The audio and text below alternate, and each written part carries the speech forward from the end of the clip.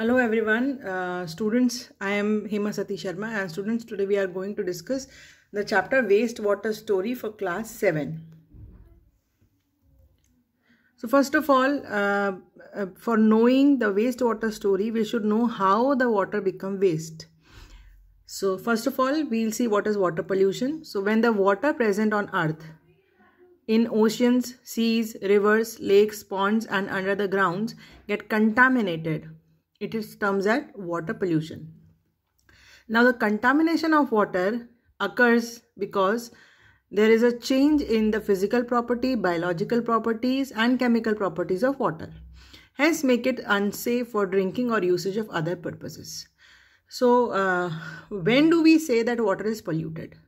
We say that water is polluted when there is a change in the physical properties of water, biological properties of water and chemical properties of water.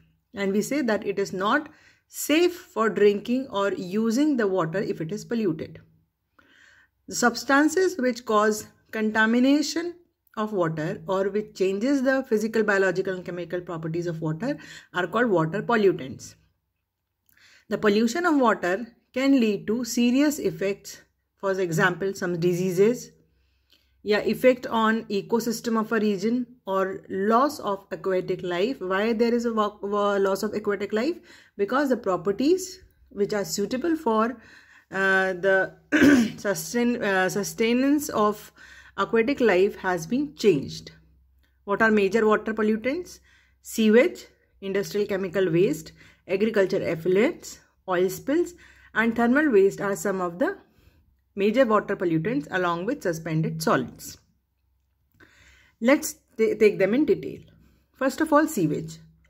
What is sewage? Sewage is a massive amount of wastewater which is dumped into water bodies such as rivers and seas. From where this wastewater or sewage is coming? It is coming from our homes, factories, agriculture, etc. Now the sewage pollutes the fresh water and make it inappropriate for any kind of consumption. Why? Because of the wastewater, there is a rise in several bacteria and other microorganisms. Now, adding of the wastewater or sewage into water body affects aquatic life of water body, and if we consume that kind of water, then it will lead to cholera, diarrhea, typhoid and other such severe diseases.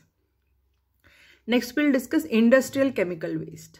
So this is a kind of water pollutant which is coming from industry and it contains harmful chemicals, for example, lead and mercury. Now, the harmful chemicals like lead and mercury, which is an industrial effluent, are dumped by industries into the water.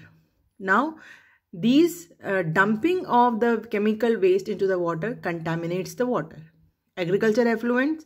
So the chemicals which are used in agriculture for the improvement of the crop, like fertilizers, pesticides, insecticides, are the chemicals which washed away by the rain and either they reach the water body or they seep into the ground. So they are contaminating the water bodies as well as they are contaminating the groundwater.